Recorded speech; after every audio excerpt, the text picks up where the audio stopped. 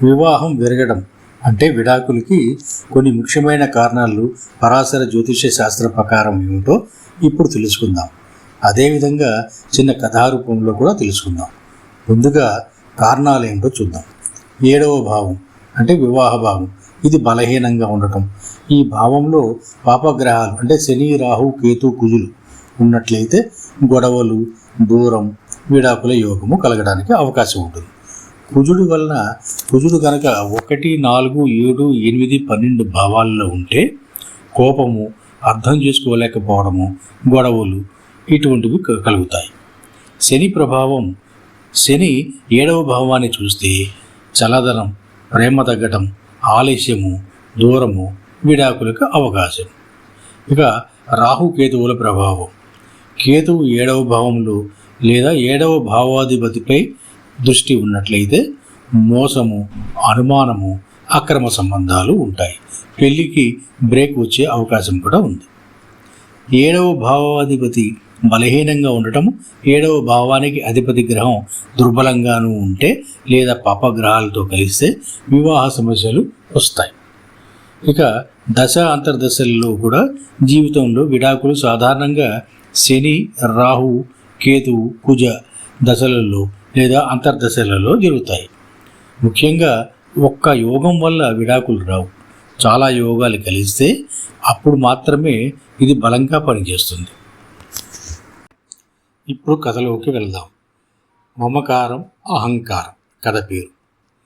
హైదరాబాద్లోని ఒక సాఫ్ట్వేర్ కంపెనీలో ఆకాష్, రిషిత ఇద్దరూ మంచి పొజిషన్లో ఉన్నారు. చూసేవారికి వారిది ఒక అందమైన జంట. కానీ వారి ఇంటి గోడల మధ్య మాత్రం మౌనం రాజ్యమేలేది, లేదా వాదనల హోరు వినిపిస్తూ ఉండేది. ఒకరోజు చిన్న విషయంపై మొదలైన చర్చ గొడవల దాకా వెళ్ళి విడాకుల నోటీసు ఇచ్చేదాకా వెళ్ళింది. ఇది తెలిసిన ఒక పెద్దాయన వారి మంచి కోరి ఇద్దరినీ తనకు తెలిసిన సిద్ధాంతి వద్దకు పంపించారు. ఇద్దరూ తమ జాతకాలను పట్టుకొని ఆ అనుభవజ్ఞుడైన సిద్ధాంతి వద్దకు వెళ్ళారు. ఆయన వారి జాతకాలను పరిశీలించి ఇలా అన్నారు: నాయన, మీ ఇద్దరి జాతకాల్లో గ్రహగతులు బాగున్నప్పటికీ మీ ప్రవర్తనలో కొన్ని లోపాలు స్పష్టంగా కనిపిస్తున్నాయి. జ్యోతిష్య శాస్త్ర ప్రకారం ఆకాష్, నీ జాతకంలో శుక్రుడు బలహీనంగా ఉన్నాడు. శుక్రుడు అంటే కేవలం భోగమే కాదు, భాగస్వామి పట్ల ఉండాల్సిన అనురాగం అది తగ్గడం వల్ల నీకు రిషిత పట్ల ఆకర్షణ, గౌరవము తగ్గాయి. రిషిత, నీ జాతకంలో గురుడు బలం తగ్గింది. స్త్రీ జాతకంలో గురువు అంటే సహనము, విఘ్నత. ఆ బలం తగ్గడం వల్ల మీ ఇంట్లో ప్రశాంతత కరువైంది. మీ ఇద్దరి ఇంట అంటే 7వ హౌస్ రాహు ప్రభావం వల్ల ఇద్దరికీ కూడా అశాంతి నెలకొనింది. గ్రహాలు ఒక కారణమైతే మీ జీవనశైలి మరొక కారణం అంటూ ఇలా వివరించారు. అహం. రిషిత, మీరు ఆకాష్ కంటే ఎక్కువ సంపాదిస్తున్నారనో లేదా నేనెందుకు తగ్గాలి అనే అహం వలన మీ మధ్య దూరం పెరిగింది. నేను అనే భావన ఉన్న చోట మనం అనే బంధం నిలవదు. కనుక అహం అనేది తగ్గించుకోవాలి. 2వది ఆర్థిక స్వాతంత్రం. పూర్వం భార్యాభర్తలు ఆర్థికంగా ఒకరే సంపాదన ఉండేది, భర్తపైనే ఆధారపడేవారు. కాబట్టి ఇద్దరూ సర్దుకుపోయేవాళ్ళు. కానీ ఇప్పుడు ఇద్దరికీ ఆర్థిక స్వాతంత్రం రావడంతో చిన్న గొడవ రాగానే నీ అవసరం నాకు లేదు అనే నిర్ణయంతో తొందరపాటుతనానికి వచ్చేస్తున్నారు. ఓర్పు లేకపోవటం. ఆకాష్, చిన్న పొరపాట్లు అందరూ చేస్తారు, కానీ ఆ పొరపాట్లను క్షమించే ఓర్పు నేటి తరంలో తగ్గిపోయింది. ఇన్స్టెంట్ కాఫీలాగా విడాకులు కూడా ఇన్స్టెంట్గా కావాలనుకుంటున్నారు. అందువల్లనే మీరు ఈరోజు ఈ స్థితికి వచ్చారు. సోషల్ మీడియా మాయ.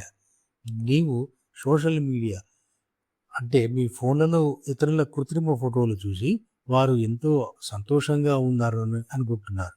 మీ జీవితం వారితో పోల్చుకొని అసంతృప్తిని పెంచుకుంటున్నారు.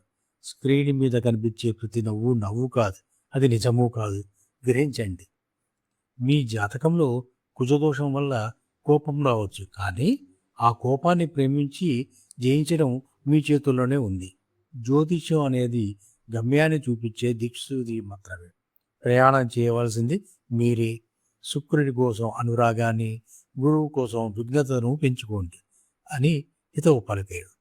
సిద్ధాంతి గారి మాటలు వాళ్ళ కళ్ళు తెరిచాయి.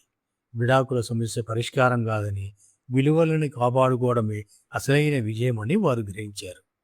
గ్రహాల దోషం కంటే మన మనసుల్లోని ద్వేషము ప్రమాదకరమని తెలుసుకొని ఆ జంట మళ్ళీ ఒక్కరయ్యారు. చూశారు కదా, గ్రహగతులు మారవచ్చు, కానీ మన ప్రవర్తన మారకపోతే ఏ బంధము నిలవదు. అహాన్ని వీడి ఓర్పుని ఆభరణంగా చేసుకుంటే గృహం నందనవనం అవుతుంది.